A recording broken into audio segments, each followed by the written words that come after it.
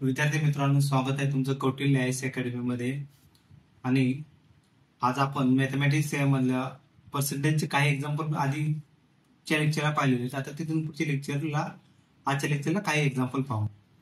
तर आपले हे लेक्चर जे आहे ते MPSC, CSAT, UPSC, CSAT, SSC असेल, आपलं आयबीपीएस असेल, पोलीस भरती, सरळ सेवा, हे सगळ्या एक्झामसाठी उपयोगी आहे. आणि आपले फक्त एक्झाम्पल हे जास्त करून आयोगाचे 90 ते 95% एक्झाम्पल हे आयोगाचे असतील. त्याच्यातले काही एक्झाम्पल आपण पाहिले होते. आज काही एक्झाम्पल पाहू राहिलेले, कारण की पर्सेंटेज हा चॅप्टर खूप मोठा आहे. त्याच्यामुळे याच्यावरती आपण जास्तीत जास्त जेवढे सगळ्या व्हरायटीचे एक्झाम्पल घेण्याचा प्रयत्न करू. आता बघा क्वेश्चन काय. एका क्लबमध्ये 80 खेळाडू आहेत. त्यातील 36 खेळाडू कबड्डी खेळतात व 48 खेळाडू क्रिकेट खेळतात.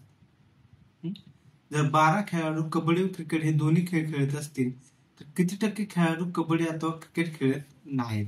आपल्याला काय काढायचं, किती टक्के खेळाडू कबड्डी अथवा क्रिकेट खेळत नाहीत. मग आपल्याला एकूण खेळाडू किती दिलेले आहेत?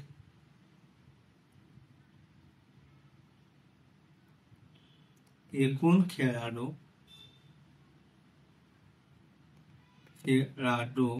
80 आहेत. बघा त्यातील काय म्हणतात, 36 खेळाडू कबड्डी खेळतात. 36 खेळाडू कबड्डी खेळतात. 48 खेळाडू क्रिकेट खेळतात. 48 खेळाडू क्रिकेट खेळतात. परत काय म्हणतात, तर किती टक्के खेळाडू कबड्डी अथवा क्रिकेट खेळत नाहीत? म्हणजे किती टक्के खेळाडू कबड्डी किंवा क्रिकेट खेळत नाहीत. परत काय दिले, 12 खेळाडू हे कबड्डी व क्रिकेट खेळतात. 12 खेळाडू काय करतात, कबड्डी आणि क्रिकेट हे दोन्ही खेळतात. तर आपल्याला काय करायचे आता, की किती टक्के खेळाडू कबड्डी व क्रिकेट दोन्ही खेळत नाहीत. म्हणजे आपण जसं एक्झाम्पल आधीच पाहिजे ना, की किती लोक दूरदर्शन व वृत्तपत्र वाचत नाहीत, किती लोक चहा पित नाहीत, हे पद्धतीचे आपण एक्झाम्पल पाहिलेले आहेत. त्याच पद्धतीचे एक्झाम्पल आहे. तर आपण काय करू, की कबड्डी आणि क्रिकेट खेळणारे एकूण खेळाडू किती आहे? कबड्डी व क्रिकेट खेळणारे, कबड्डी व क्रिकेट खेळणारे एकूण खेळाडू हे किती आहेत? Kabaddi plus cricket. कबड्डी किती जण खेळतात? 36 जण. क्रिकेट किती जण खेळतात? 48. ह्या दोघांची बेरीज किती येते? 8 आणि 7 14 4, 4 1 4 आणि 5 5 3 8 84 आले. पण आपल्याला अजून एक त्यांनी कंडिशन दिली आहे. ती कंडिशन काय आहे, की 12 खेळाडू हे कबड्डी व क्रिकेट दोन्ही खेळतात. मग याच्यामध्ये आपण 12 खेळाडू देखील ऍड केलेले आहेत ना, म्हणून फक्त कबड्डी व क्रिकेट खेळणारे खेळाडू काढवतो. फक्त कबड्डी व क्रिकेट खेळणारे खेळाडू बरोबर हे 84 जे आलेले आहेत वजा 12 करावं लागलं आपल्याला. 84 वजा 12 म्हणजे किती झालं? 4 2 गेले राहिले 2, 8 1 गेले राहिले 72. तर 72 हे जे आहेत ना फक्त कबड्डी व क्रिकेट खेळतात. मग कबड्डी व क्रिकेट म्हणजे कोणताही खेळ न खेळणारे खेळाडू किती असतील? 80 मधून 72 वजा करावे लागतील. कोणताही खेळ न खेळणारे खेळाडू एकूण किती आहेत? 80. त्याच्यातले फक्त कबड्डी व क्रिकेट खेळणारे किती आहेत? 72. राहिले किती? 8. पण आता बघा आपल्याला काय विचारले, किती टक्के खेळाडू कबड्डी अथवा क्रिकेट खेळत नाहीत? हे कशामध्ये विचारले? आपल्याला टक्केवारीमध्ये विचारले. मग आपण काय करणार, टक्केवारीमध्ये काढताना हे 8 जे आहेत बरोबर एकूण किती आहेत 80 गुणिले 100. हा 0 कॅन्सल झाला. 8 एक्के 8 म्हणजे 10% विद्यार्थी 10% खेळाडू हे कबड्डी अथवा क्रिकेट खेळत नाहीत. म्हणजे आपलं उत्तर काय असणार आहे 10% खेळाडू 10% खेळाडू हे कबड्डी अथवा क्रिकेट खेळत नाहीत. क्रिकेट खेळत नाहीत. ओके म्हणजे हे अशा पद्धतीने सॉल्व्ह करायचं होतं. आणि जर आपल्याला असं विचारलं असतं किती टक्के विद्यार्थी फक्त कबड्डी खेळतात तर तसं देखील सॉल्व्ह करू आपण. म्हणजे एकाच एक्झाम्पल मध्ये आपले भरपूर ठेवू. बघा जर काढायचं असतं की किती टक्के विद्यार्थी किंवा खेळाडू फक्त कबड्डी खेळतात.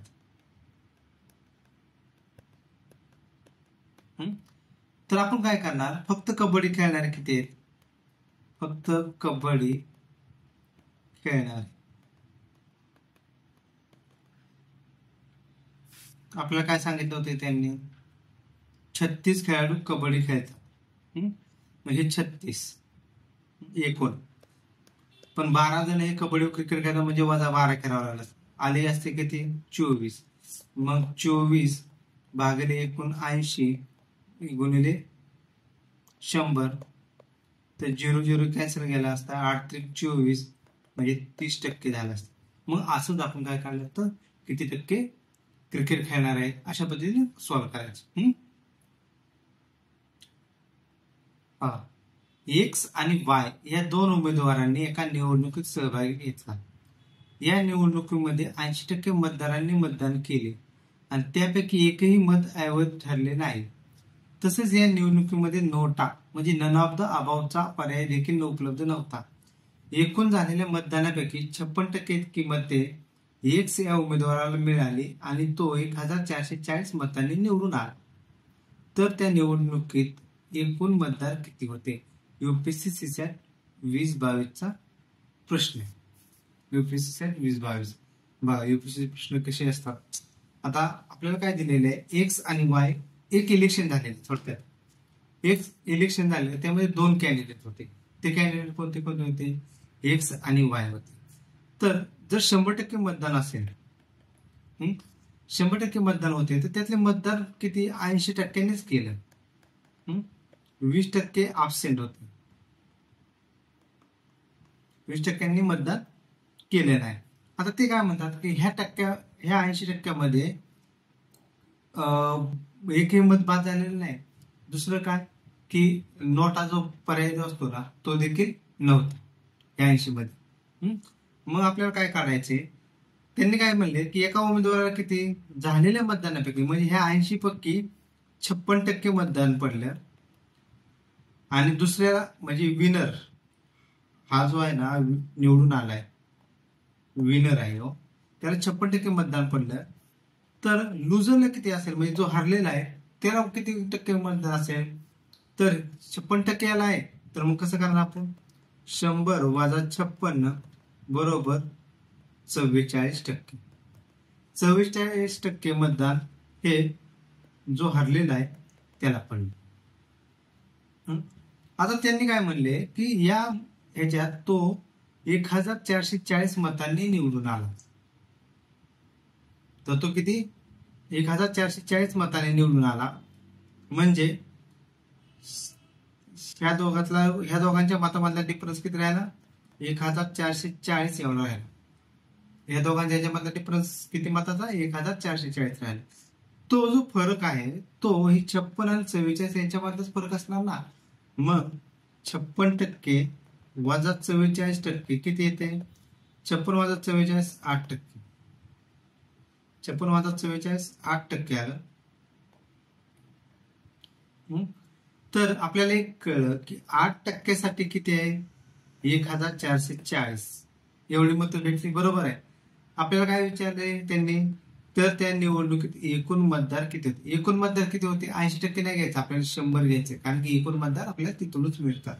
मग तर 100 साठी किती, 100% किती. तर मग हेच बरोबर काय आहे, आपण तिरकस गुणाकार करतोय. आपण पाहिलेले गेले लेक्चरलाच पाहिलेले. 1440 गुणिले 100 भागिले 8. तर 8 एक्के 8 राहिले किती, 6, 8 8 64, 0 आणि हे वरचे 2 शून्य. बरोबर. म्हणजे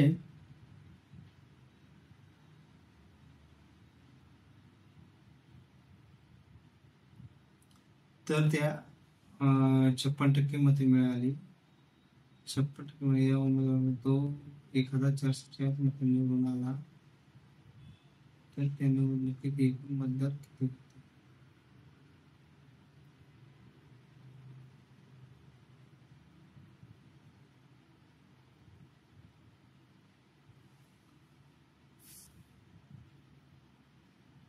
काय तो मिस्टेक आहे ना,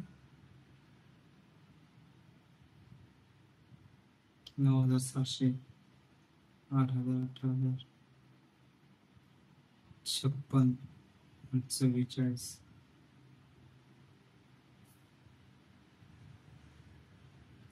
हा, आपलं मिस्टेक कुठे झाली बघा. 56 आणि 44 याच्यातला फरक जो आहे, 56 आणि 44 याच्यातला फरक जो आहे तो आपण चुकीचा केला. आपली प्रोसिजर बरोबर आहे. तर हा 56 वजा 44 हा 12 आला पाहिजे ना. 44, 56 मधून 44 गेलं 12 आला पाहिजे. मग 12 साठी 1440 तर 100 साठी किती, आपली नेहमीच्या प्रमाणे. तर x बरोबर किती आलं, 1440 गुणिले 100 भागिले 12. 12चा वर्ग 12 आलं. तर 12 1 2 3 x बरोबर किती आलं, 12,000 आलं. तर ऑप्शन क्रमांक 2. म्हणजे आपलं काय झालं, तर फक्त आपलं तिथं कॅल्क्युलेशन मिस्टेक होती, पण आपल्याला प्रोसिजर सेम अप्लाय करायची.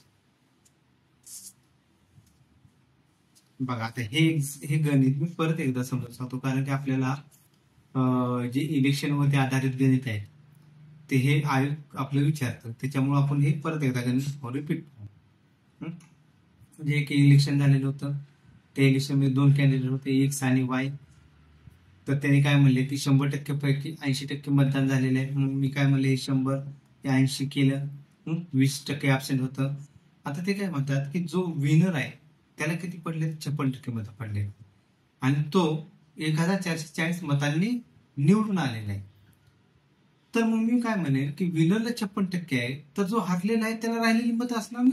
दोघच कॅन्डिडेट 3 आहेत का 4 आहेत का, ज्यांच्यावर डिस्ट्रीब्युट होईल असं काय. मग विनर आणि हरलेला याच्यातला डिफरन्स किती आला, 12% आला. मग हरलेलेच किती आपण काढलं होतं, 44% काढलं होतं. या दोघांचा डिफरन्स किती आला, 12% आला. तर मी काय म्हणलं की 12%चा डिफरन्स, त्या 12%च्या डिफरन्समुळे तो 1440 एवढ्या मताने निवडून आला. 12 बरोबर 1440 तर 100 किती, 100 किती. तर याच्यावरून काय एक्स बरोबर काय आलं, 1440 गुणिले 100 भागिले 12. तर 12चं 12,000 उत्तर एवढं आलं. तर त्या इलेक्शन मध्ये एकूण मतदार 12,000 होते. एकूण मतदार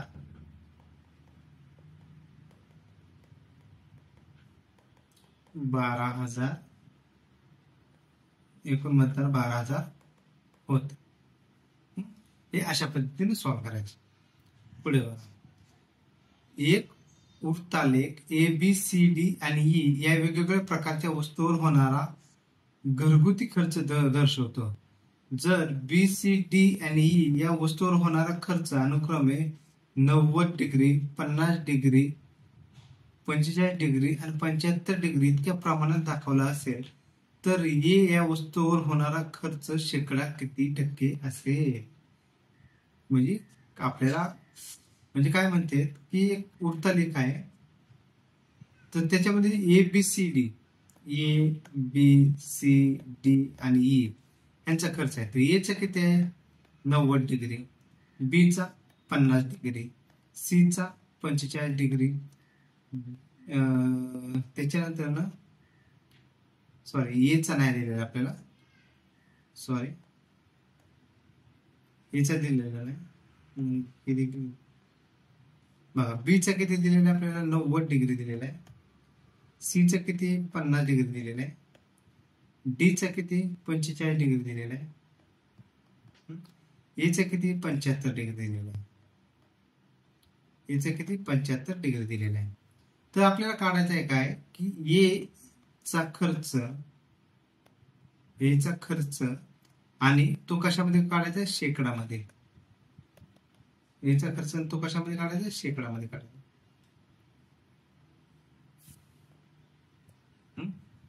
मग तुम्हाला एक गोष्ट माहिती असेल की ज्यावेळेस हे सर्कल असतं, आपण पाय चार्ट म्हणतो ना, पाय चार्ट, हे सर्कल आहे, परत एकदा हे सर्कल आहे, हे सर्कल आहे. या सर्कलचं आपण ज्यावेळेस असं डिवायडेशन करतो त्यावेळेस हा एकूण अँगल किती असतो, 360 डिग्री असतो. मग आता जर असे आपल्याला किती सांगितले, ए बी सी, ए ते घेऊ, A B C D E, A B C D आणि ई, बरोबर, हे सर्कल माझं ऑक्युपाय झालं. आता बीच ते काय म्हणतात की 90 डिग्री, सीच काय म्हणतात 50 डिग्री, ओके, डीच 45 डिग्री, ईच 75 डिग्री. मग आता हे 360 मधून जर ह्या सगळ्यांची बेरीज वजा केली तर आपल्याला एची डिग्री मिळेल, कारण की हा जो राहिलेला भाग आहे तो एचाच आहे, बाकी सगळ्या भाग तर आपण काउंट केलेला आहे. म्हणजे एचा डिग्रीचं कसं असणार आहे, 360 वजा 90 अधिक 50 अधिक 45 अधिक 75,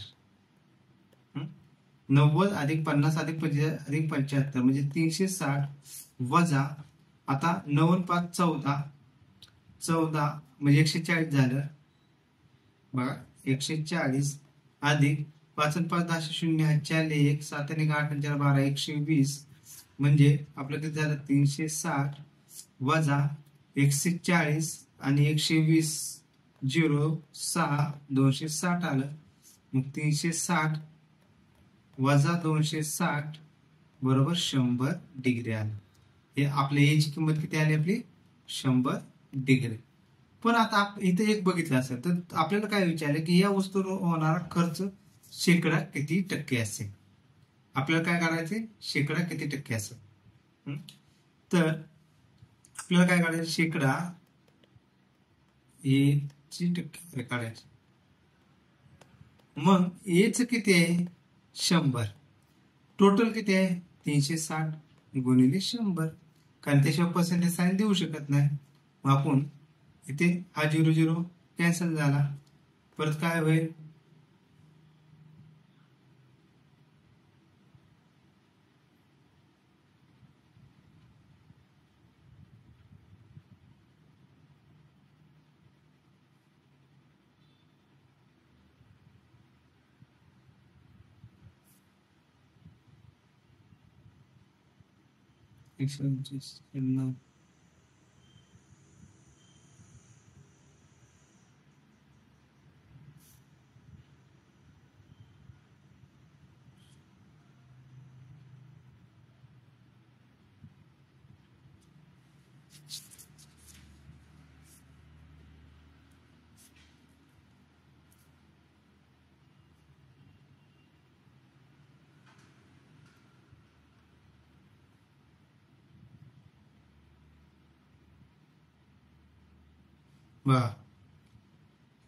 एक बरोबर आहे आपलं.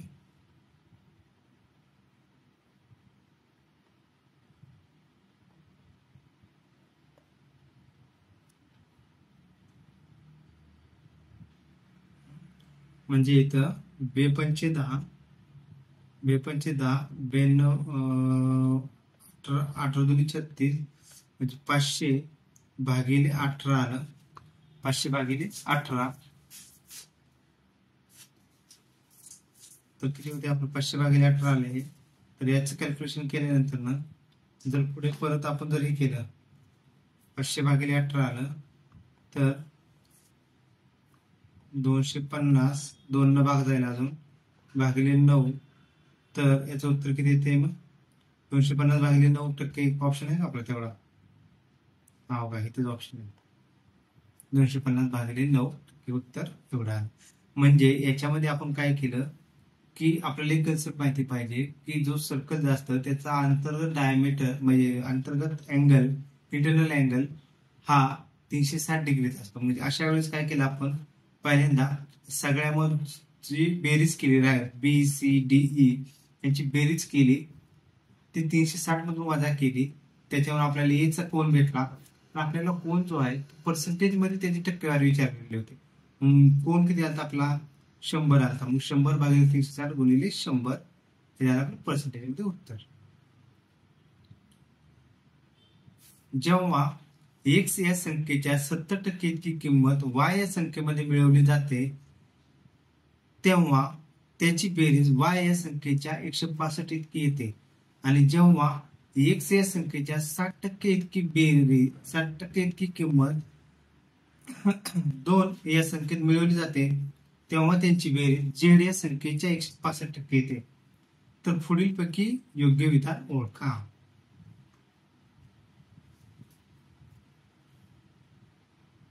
बघा मग आपल्याला काय करायचं आपण समजा आपण काय करू x ची किंमत 100 मानली x ची किंमत काय करू आपण 100 मानली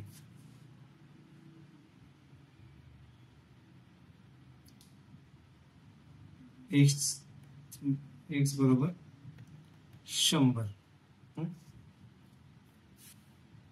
आपल्याला दुसरं काय इक्वेशन दिले केस पहिली काय आपली केस पहिली ते काय म्हणतात x या संख्येच्या 70% इतकी किंमत म्हणजे x ची किंमत होती 100 गुणिले त्याची 70% काय होणार 70/100 y या संख्येमध्ये मिळवली जाते म्हणजे प्लस y तर तेव्हा त्यांची बेरीज y या संख्येच्या 165% इतकी येते म्हणजे 165 भागिले 100 गुणिले y. तर आपल्या पुढे काय होईल 70 अधिक y बरोबर 165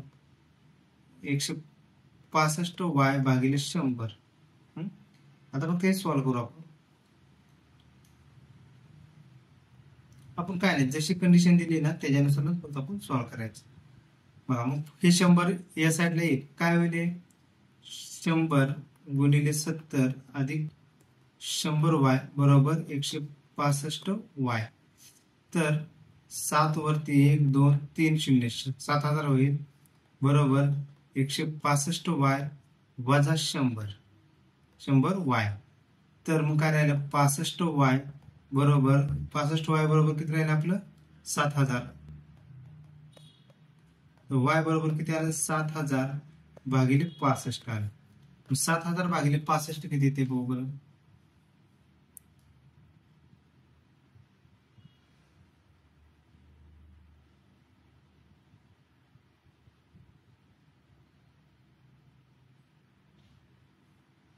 107.69 107.69 वायची किंमत आली एवढी.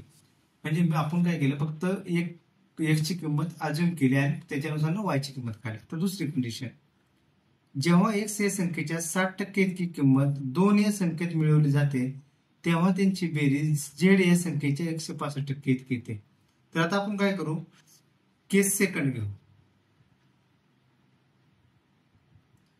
2 नाही बरं ही झेड आहे झेड या संख्येत आहे झेड या संख्येत. तर आता आपण दुसरी केस सेकंड काय दिली की एक्स या संख्येच्या 60% म्हणजे काय घेणार आपण 60 गुणिले 100 हे 60 100 भागिले अधिक झेड बरोबर काय सांगितले त्यांनी तेव्हा त्यांची बेरीज झेड या संख्येच्या 165% येते. तर झेड च्या 165 भागिले 100 गुणिले झेड मगाच्या सारखंच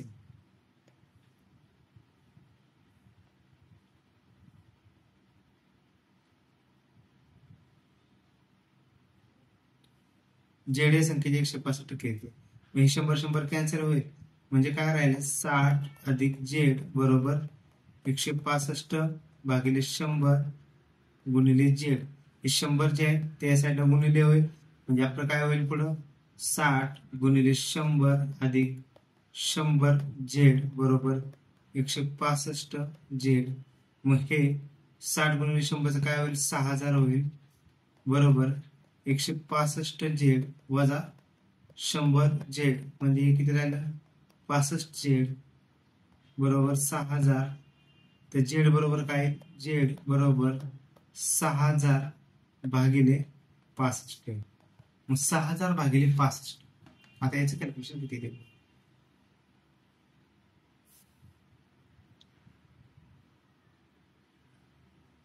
भागिले 65 तर 92.30 आले. जेड बरोबर जेडची किंमत किती आली 92.30 आली. मग आता आपल्याला तिन्ही व्हॅल्यू मिळाले. एक्सची किती मिळाली एक्स 100 होती. वाय ची किती मिळाली 107.69 107.69 आणि जेडची किती मिळाली 92.30 ही जेडची व्हॅल्यू मिळाली. आता आपल्याला इक्वेशन चेक करायचं. तर आपलं इथं आधी इक्वेशन मांडू म्हणजे वाय सगळ्यात मोठा त्याच्यानंतर एक्स मोठा त्याच्यानंतर जेड मोठा.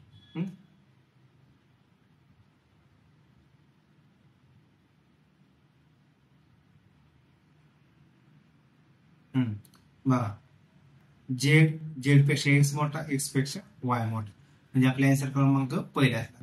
आपण काय करायचं जशी कंडिशन दिलेली आहे ना त्या कंडिशन फक्त इक्वेशन मांडायची आणि सॉल्व्ह करायचे आपल्याला उत्तर भेटत जातं. आपण काय होतं जनरली पॅनिक होऊन जातो की आपल्याला अरे आता हा एक्झाम्पल मध्ये काय करायचं कारण की क्वेश्चन बघा युपीएससी सेटचा आहे. युपीएससी सेटला कसं 2 तासाचं टायमिंग असतं. मग 2 तासाच्या टायमिंग मध्ये त्यामुळे क्वेश्चनची डिफिकल्टी लेवल ही वाढवलेली असते. पण आपल्या जर कंबाईन वगैरे याचं जर म्हणतात तर याचं टायमिंग कसं असतो फक्त 1 तासात मध्ये सगळे क्वेश्चन सॉल्व्ह करायचे असतात 100. त्याच्यामुळे तेवढी लेवल नसते. पण राज्यसेवेला ह्या प्रकारचे क्वेश्चन येऊ शकतात. राज्यसेवेच्या सेशनमध्ये इव्हन बँकिंगला देखील या पद्धतीचे क्वेश्चन येऊ शकतात. एका वस्तूची किंमत प्रथम 25% वाढवली नंतर 20% कमी केली आणि पुन्हा 10% वाढवली तर त्या वस्तूच्या किमतीमध्ये किती टक्क्यांनी वाढ होईल. युपीएससी सीसॅट 22चा प्रश्न बघा. म्हणजे एका वस्तूची किंमत पहिल्यांदा काय केली 25% वाढवली नंतर 20% कमी केली आणि पुन्हा 10% वाढवली. मग आपण जर समजा असं करू त्याची वस्तूची मूळ किंमत किती होती 100 मान आपण 100 मानायची कारण की ते कॅल्क्युलेशन खूप सोपं जातं. वस्तूची मूळ किंमत 100. तर आता काय करणार वाढवलेले बाबा 100 पहिल्यांदा किती ना 25% वाढवली मग 125 भागिले 100. परत काय 20% कमी केली मग 100 मधून 20 गेले राहिले 80 भागिले 100. परत 10% वाढवली तर परत 110 भागिले 100. म्हणजे जर वाढवली असेल तर 100 मध्ये आपण काय करतो ऍड करतो आणि जर कमी केलेली असेल तर 100 मधून वजा करतो आलेली जी व्हॅल्यू असेल त्यानं मल्टिप्लाय करतो भागिले 100. बघा आता सॉल्व्ह करायचं आपल्याला. 100 गेले 2 0 गेले राहिले किती आपलं हे 25 5 5 25 25 चौक 100 म्हणजे 504 गुणिले 8 गुणिले 11 4 के 4 4 दुनी 8 बरोबर 5 गुणिले 22 आलं 5 दुनी 10 0 हातच्याने 1 5 दुनी 10 आणि 11 ही नवीन किंमत किती झाली आपली 110 झाली. 110 झाली तर आपल्याला किती टक्क्याने वाढली हे काढायचं. तर किती टक्क्याने वाढ किती पर्सेंटने वाढ बरोबर काय करणार आपण 110 वजा मूळ किंमत 100 वाढलेली आहे म्हणून 100 गुणिले 100. तर याचं किती होईल 10 भागिले 100 गुणिले 100 म्हणजे ह्या दोघातला 10 आलं तर 10% वाढ होईल. किती होईल 10%. 10% वाढ होईल. ओके.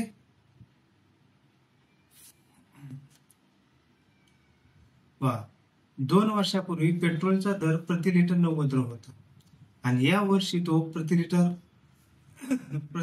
120 झाला. तर पेट्रोलच्या दरात किती टक्क्याने वाढ झाली?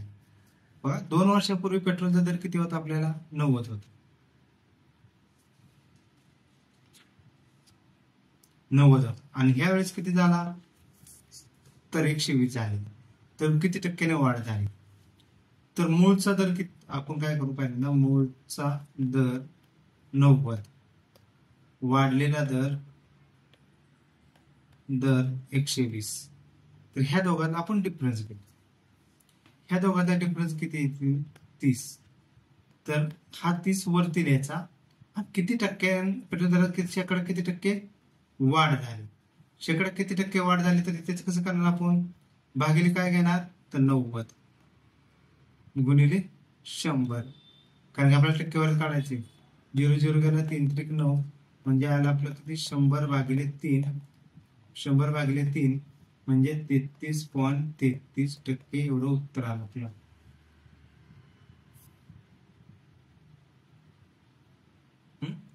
म्हणजे आपल्याला सुरुवातीचा दर 90 दिलता, वाढलेला दर 120. मी काय केलं? 90 आणि 120 या दोघांचा फक्त डिफरन्स घेतला आणि त्या डिफरन्सला डिवायडेड बाय काय केलं? 90 म्हणजे ओरिजिनल वाढ आहे ना, तर मग त्या दोघांतली लहान घ्यायची. जर आता असंच दिलं असतं उलट दिलं असतं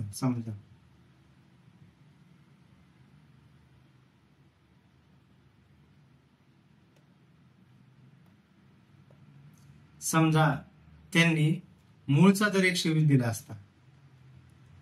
मूळचा दर 120 आणि नवीन दर 90 दिलेला असता तर किती टक्क्यांनी कमी झाले? किती टक्क्यांनी कमी झाला असं विचारलं असतं. तर आपण काय केलं असतं बघा, त्यावेळेस ह्या दोघांचा डिफरन्स नेहमीच घ्यायचा. ह्या दोघांचा डिफरन्स किती आला? 30. तर 30 वरती लिहायचा भागिले मूळचा दर किती होता? 120. कमी झालं म्हणजे त्या दोघांची काय घ्यायची? ज्याची व्हॅल्यू मोठी असेल ती घ्यायची गुणिले 100. 0 0 कॅन्सल गेला. परत 4 त्रिक 12 बेसक 12 परत 2 पंचे 10 6 पंचे 30 तर 5 5 25 तर 25% उत्तर. 25% आपली व्हॅल्यू कमी झाली एवढं उत्तर आलं असतं.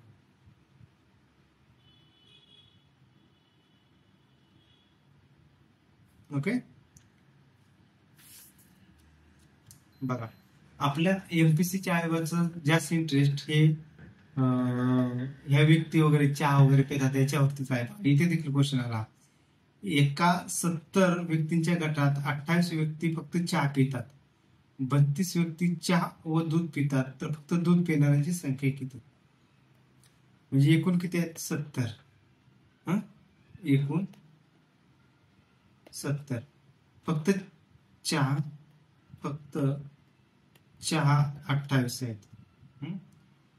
32 व्यक्ती चहा व दूध पितात. तर आपल्याला काय काढायचंय त्यांनी की फक्त दूध पिणाऱ्यांची संख्या किती? आता फक्त दूध पिणाऱ्यांची संख्या कशी काढायची? फक्त दूध पिणाऱ्यांची संख्या बरोबर एकूण किती आहेत व्यक्ती? 70 वजा 28 व्यक्ती फक्त चहा पितात अधिक 32 व्यक्ती दूध व चहा पितात अधिक 32 व्यक्ती. तर 70 वजा 28 प्लस 32 याची बेरीज किती ती? 70 वजा 8 2 10 0 4 3 3 60 60 आले म्हणजे किती उत्तर आलं असेल आपलं? 10.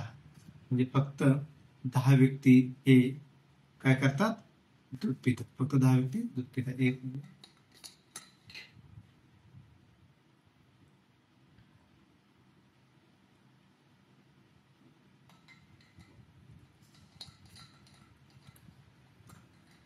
फक्त 10 व्यक्ती ह्या दूध पितात.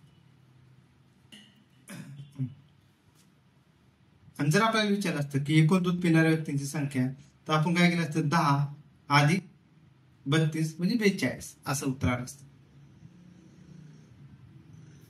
बघा, शिशु वर्गात 50 विद्यार्थी आहेत. काही विद्यार्थी फक्त इंग्रजी बोलतात आणि काही फक्त हिंदीतून संवाद साधतात. 10 विद्यार्थी दोन्ही भाषेतून अस्खलितपणे संवाद साधतात. जर इंग्रजीत संवाद साधणाऱ्यांची संख्या 21 असेल तर अनुक्रमे हिंदी बोलणाऱ्यांची, फक्त हिंदी बोलणाऱ्यांची व फक्त इंग्रजी बोलणाऱ्यांची संख्या दर्शवणारा पर्याय निवड. टेक्निकल असिस्टंट मेन्स 21चा प्रश्न आहे. मग आपल्या नेहमीप्रमाणे एकूण विद्यार्थी किती आहेत?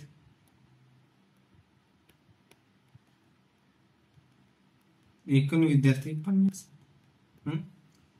काही विद्यार्थी इंग्रजी बोलतात, बरोबर आहे. काही विद्यार्थी हिंदीतून संवाद साधतात. पण हे जे 10 विद्यार्थी आहेत हे दोन्ही भाषा,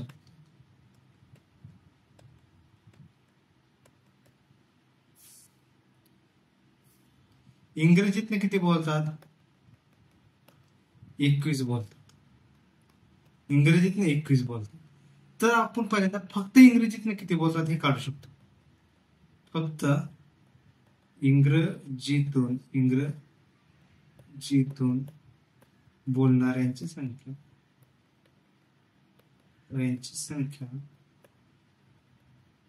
बरोबर 21 वजा हे 10 दोघ जण बोलतात ना, म्हणून हे आले 11. तर आपलं उत्तर इथेच आलं, पण तरी आपण सगळे सॉल्व्ह करू.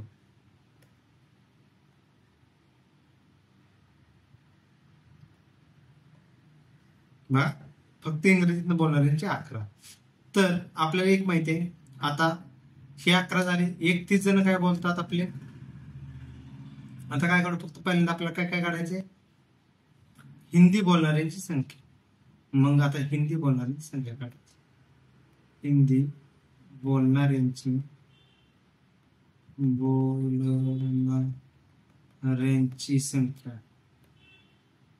संख्या बरोबर एकूण मधून इंग्रजी बोलणारे वजा केले, राहिलेले कोण असणार आहे?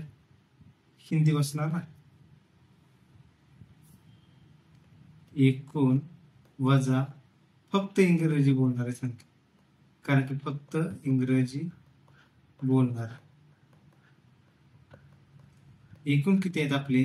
50 वजा 11 म्हणजे किती आलं? 39. आलं काय? 39.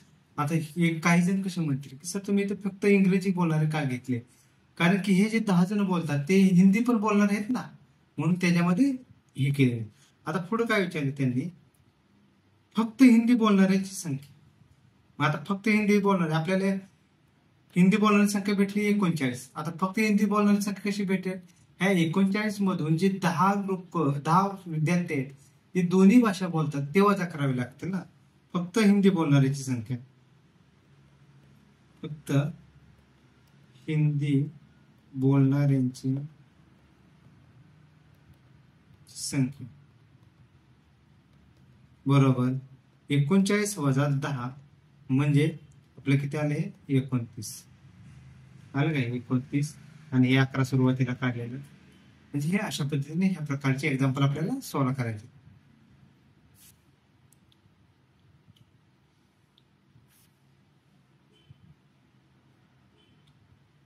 बघा, आता 7-3 असे कर्मचाऱ्यांचे व्यवस्थापकाशी प्रमाण असलेले एका कारखान्यातील 70% कर्मचारी व 30% व्यवस्थापक कॅन्टीनमध्ये जेवण घेतात. तर कॅन्टीनमध्ये जेवण घेणाऱ्यांचे एकूण प्रमाण किती टक्के आहे? तर आपल्याला काय काढायचंय? बघा, आपल्याला कर्मचारी आणि व्यवस्थापक यांचं प्रमाण दिले. कर्मचारी आणि व्यवस्थापक यांचा रेशो दिलेला आहे 7-3. तर आता मी काय म्हणेन की एकूण कर्मचारी 100. सिंपल समजायसाठी सोपं म्हणून मी काय म्हणेन की एकूण कर्मचारी किती आहेत? एकूण कर्मचारी 100 आहेत. तर ह्या हा 7 आणि 3 ह्या दोघांची बेरीज हा रेशोच्या स्वरूपात दिलेला आहे. तर ते आपण रेशिओ आणि प्रपोर्शन ह्या चॅप्टरमध्ये बघणार आहोत. पण आता इथे आपल्याला लागते म्हणून आपण थोडंसं बघू. तर हे 7 आणि 3 7 अधिक 3 बरोबर 10 आलं. तर मग 10 साठी 100 आले. तर मी काय म्हणलं, मला फक्त कर्मचारी काढायचे. तर मी काय काढेल, 7 साठी किती, तर x बरोबर किती आलं, 100 गुणिले 7 भागिले 10 म्हणजे 70 आले. म्हणजे मी मांडलेल्या याच्यापैकी माझे कर्मचारी किती आले, 70 आले. कर्मचारी 70 आले.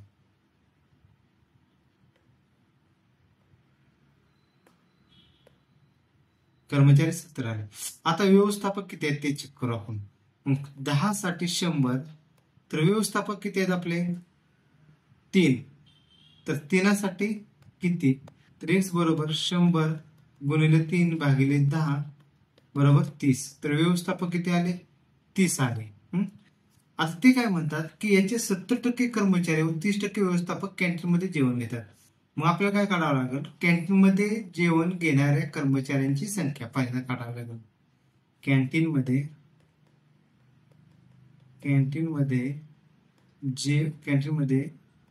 जेवण घेणाऱ्या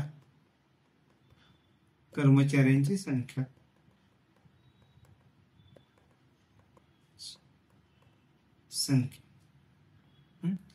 किती आहे, 70% कर्मचारी घेतात. कर्मचारी किती आहेत, 70. मग 70%, 70चं 70% किती आलं, 49. 70चं 70% किती आलं, 49. म्हणजे एकूण कर्मचारी किती जेवण घेतात कॅन्टीनमध्ये, तर 49 घेतात. तसंच कॅन्टीनमध्ये जेवण घेणाऱ्या व्यवस्थापकांची संख्या काढायची आपल्याला. कॅन्टीन मध्ये जेवण घेणाऱ्या व्यवस्थापकांची संख्या बरोबर, ते किती टक्के घेतात, 30% घेतात. कर्मचारी किती आलेत आपले, 30 आलेत. म्हणजे आपल्याला काय करायचं, 30चे 30%, हा झिरो कॅन्सल गेला, 30×9 आला. आता बघा पुढे अजून आपल्याला आपलं उत्तर एवढ्या अजून निघत नाही.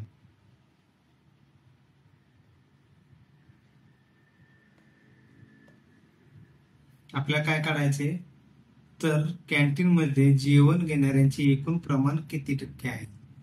तर आपल्याला आता पहिल्यांदा एक काढू, कॅन्टीन मध्ये एकूण जेवण करणाऱ्या कर्मचाऱ्यांचे प्रमाण. एकूण कॅन्टीन मध्ये एकूण जेवण करणारे, कॅन्टीन मध्ये एकूण जेवण करणारे किती असतात, कर्मचारी अधिक व्यवस्थापक. कर्मचारी अधिक व्यवस्थापक. कर्मचारी किती आलं, 49 अधिक 9 बरोबर किती आलं, 58.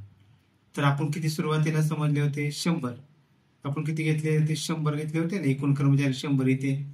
तर मग आता काय काढावं लागेल, 100च्या किती टक्के बघा,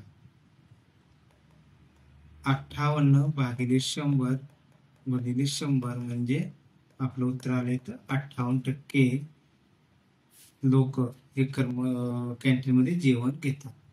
ऑप्शन क्रमांक 2, 58% ते जेवण घेतात. ओके, चला पुढचे एक्झाम्पल बघू.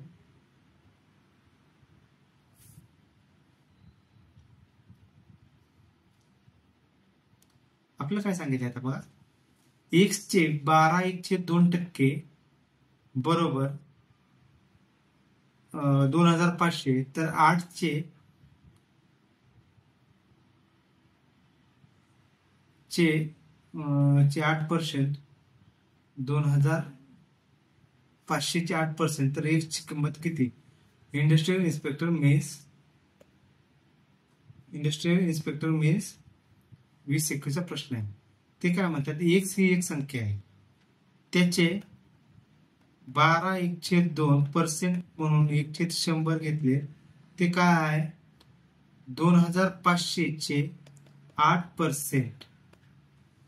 तर आपल्याला काढायचे x ची किंमत किती.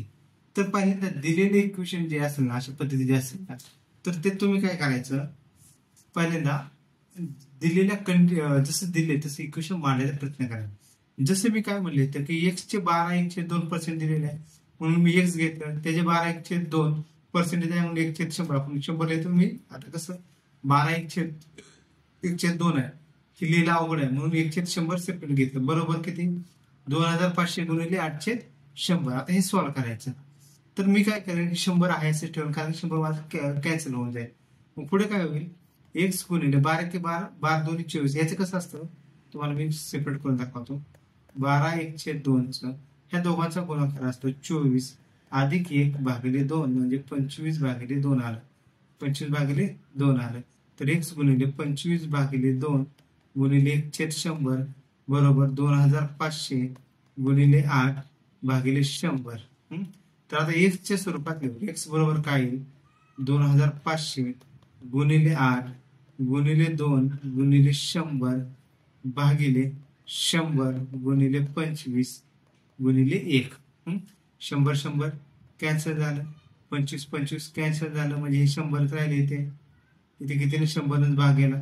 मग एक्स बरोबर किती आलं, हे 100 गुणिले 8 गुणिले 2 बरोबर 8 2 16 गुणिले 100 म्हणजे किती आलं, 1600. हे उत्तर आलं. त्याला आपलं उत्तर 1600. तर एक्स ची किंमत आली 1600. अशा याच्या कंडिशन मध्ये आपल्याला जसं कंडिशन दिले ना तसं इक्वेशन मांडायचा प्रयत्न करा. हे इक्वेशन मांडायचं जमलं की पुढे त्या प्रॉब्लेम मध्ये काही नाही. किती वेळात क्वेश्चन सॉल्व्ह झाला, फक्त हार्डली 1 मिनिटामध्ये पुढे सॉल्व्ह होते. पण मुलांची कंडिशन काय होते की हेच इक्वेशन मांडायला जमत नाही. तर त्याची प्रॅक्टिस करा.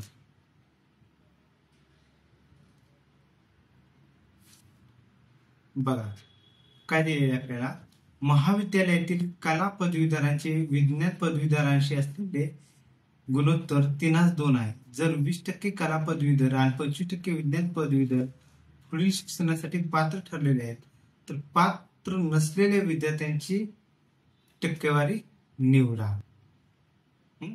म्हणजे थोडक्यात एक सायन्स आणि आर्ट्स आपल्या भाषेमध्ये वापरून तर त्यांचे रेशिओ दिले आहे. म्हणजे विज्ञान कला, सुरुवातीला काय, कला आणि विज्ञान यांचा रेशिओ काय दिलाय, 3:2 दिलाय. तर मी काय म्हणेन, आपले काय सुरुवातीचे एकूण विद्यार्थी किती घेऊ, 100. जसं मगाशी एकूण कर्मचारी घेतले होते ना, सेम तशाप्रमाणे एकूण विद्यार्थी बरोबर 100. तर 3 आणि 2 ह्या दोघांची बेरीज 5. 5साठी 100. तर कला काढायचं म्हणलं तर 3साठी किती, तर एक्स बरोबर किती येते, 100 गुणिले 3 भागिले 5. 5 1 5 5 2 10 20 3 60. एक्स बरोबर 60. तर 60 विद्यार्थी हे कशाचे आले, आपले कलाचे. आता त्याच पद्धतीने आपण विज्ञानचे काढायचे. मग 5साठी 100. तर विज्ञानला किती आहे, 2साठी किती विज्ञान. तर एक्स बरोबर किती येतं, 100 गुणिले 2 भागिले 5. 5 1 5 5 2 10 म्हणजे 20 गुणिले 2 बरोबर किती आले, 40. तर विज्ञानचे विद्यार्थी किती आले, 40 आहे. विज्ञानचे विद्यार्थी किती आले, 40.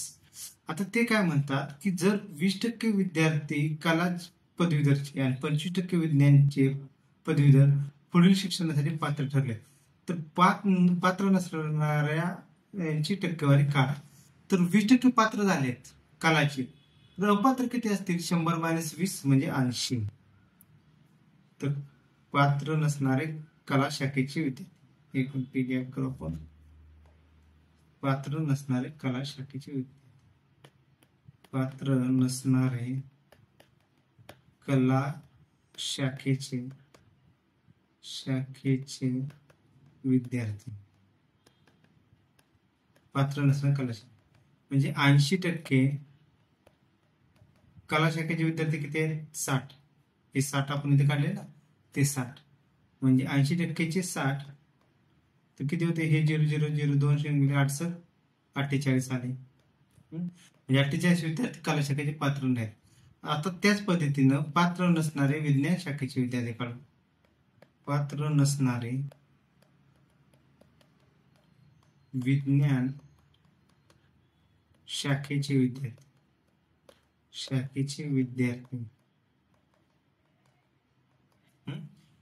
तर ते किती आहेत? पात्र किती होतात? 25%. तर 100 मधून 25 गेले, राहिले किती? 75. 100 मधून किती गेले? 25 गेले, तर ते किती राहतात? 75. 75%च पात्र होणार नाहीत. म्हणजे 75 भागिले 100 गुणिले 40. 25 × 75, 25 × 100, 4 × 10 40, म्हणजे 30 विद्यार्थी. टक्के नाही आता विद्यार्थी. तर आपल्याला काय विचारले की तर पात्र नसलेल्यांची टक्केवारी काढा. मग आता काय काढू? एकूण पात्र नसलेले विद्यार्थी. एकूण पात्र नसलेले विद्यार्थी बरोबर कला शाखेचे प्लस विज्ञान शाखेचे. कला शाखेचे किती आहेत? 48. विज्ञान शाखेचे 30, म्हणजे हे किती झालं? 78. तर काय करणार आपण? 78 भागिले 100 गुणिले 100 बरोबर काय होईल आपलं? 78%. ऑप्शन क्रमांक 4 हे उत्तर आहे. ऑप्शन क्रमांक 4.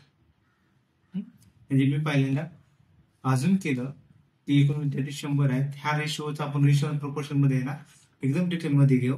आणि इथे थोडस हा जो रेशो असतो 3 आणि 5 ह्या दोघांची बेरीज म्हणजे 100 घ्यायची.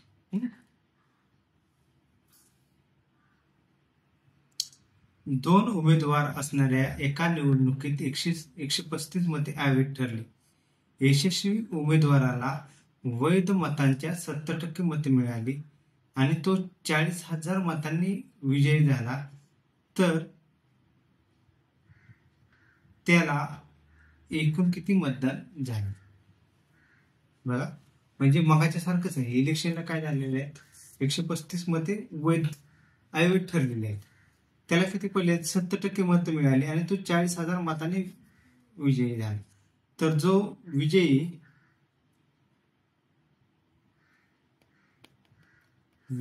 आहे त्याला 70% पडले. मग पराभूतला किती असेल? 100 वजा 70 बरोबर 30%. तर ह्या दोघांचा फरक, ह्या जो विजयी आणि पराभूत ह्या दोघांचा किती मताचा फरक आहे? 40,000. मग हे 75 आणि 30, 70 आणि 30 ह्या दोघांचा फरकच किती असणार आहे? तेवढ्या टक्केच बरोबर 40,000 असणार ना. मग ह्या दोघांचा फरक किती? 70 वजा 30 बरोबर 40. तर 40 साठी 40,000. तर आपण काय करणार? एकूण मत घेणार. 100 साठी किती? तर x बरोबर किती आलं? 40,000 गुणिले 100 भागिले 40. पेज ऍड करू.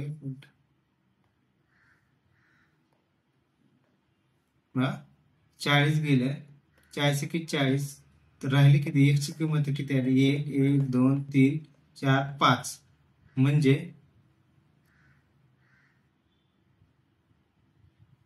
5 आले. पण आता इथे एक कंडिशन आहे बघा, इथे महत्वाचं आहे. कारण की 135 मत आपण त्यात धरलेलीच नाहीत ना. अवैध मत हे कसे काढले? वैध मताचेच काढले ना. आपल्याला काय दिले? वैध मतांच्या 70% दिलेले. तर जर त्यांनी तसं दिलं असतं की एकूण मतांच्या 70%, तर तो फरक पडला असता. आपल्याला वैध मतांच्या दिले, म्हणून ह्याच्यामध्ये हे अधिक काय करावं लागेल? एकूण मते बरोबर x प्लस अवैध मते. x ची किंमत किती आहे? 1 लाख प्लस अवैध मते 135. तर आपलं उत्तर किती आलं? 1,01,135. बघा, ऑप्शन दोन्ही आहेत. 1,01,135 आहे आणि हा देखील ऑप्शन आहे 1 लाखाचा. परंतु आपल्याला काय आहे? त्यांनी 135 मध्ये अवैध सांगितले, ते अवैध मध्ये ऍड करायला पाहिजेत. चला नेक्स्ट. एका शाळेतील 2003 ते 2008 या 6 वर्षाच्या कालावधीत उत्तीर्णांची टक्केवारी अनुक्रमे 45, 56, 42, 61, 55 आणि 52 अशी आहे. 2003 ते 2008 या काळात या परीक्षेला बसणाऱ्या विद्यार्थ्यांचे प्रमाण 2, 3, 4, 3, 2, 3 असे असल्यास 6 वर्षांची एकत्रित टक्केवारी किती असेल?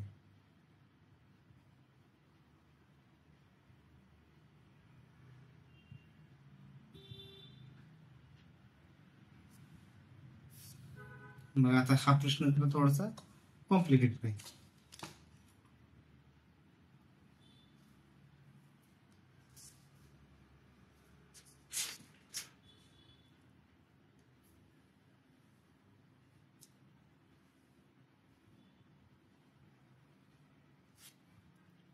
बघा आता काय करू आपण, हे जे दिलेले आहे ना विद्यार्थ्यांचे बसणाऱ्या टक्केवारीचे प्रमाण, तर त्याला 100 नाही घेऊ. जसं आपण घेतो ना 100, तसं काय म्हणू, 2003 ला 2 गुणिले 100, 2 गुणिले 100 बरोबर 200. 2004 ला 3 गुणिले 100 बरोबर 300. 2005 ला 4 गुणिले 100 बरोबर 400. 2006 ला 3 गुणिले 100 बरोबर 300.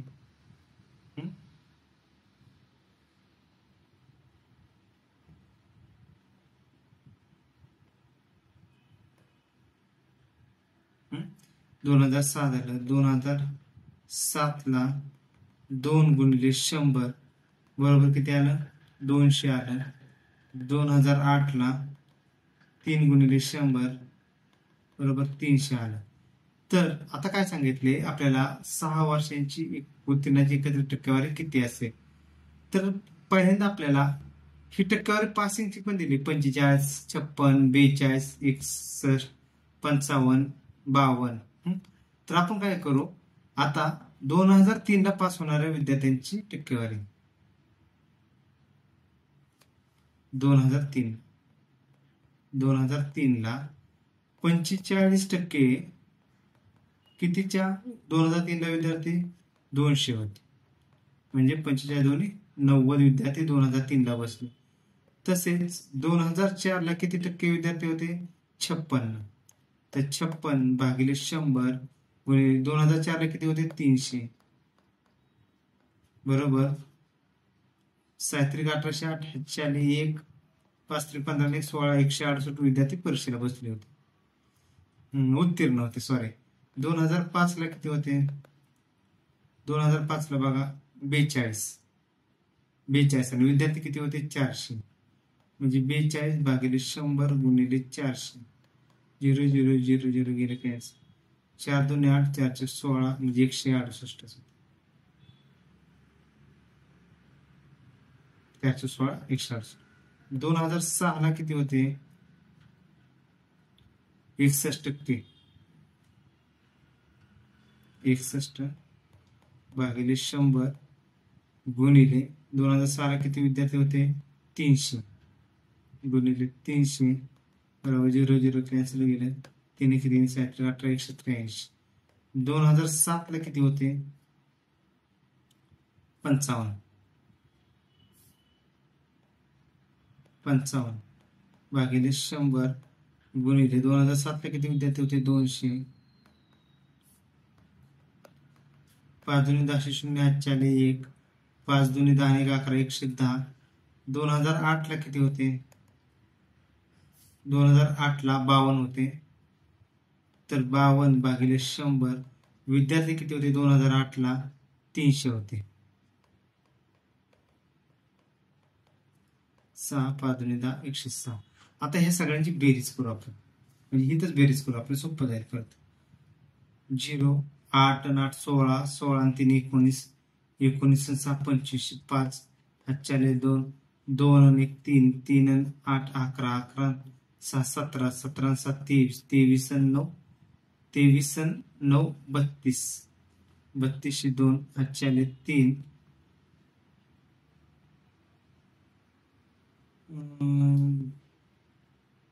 156, 300, 5 मिक्स वॉल नाही, सॉरी, इथे कॅल्क्युलेशन आपले झाले थोडं. हे जे आहे ना, हे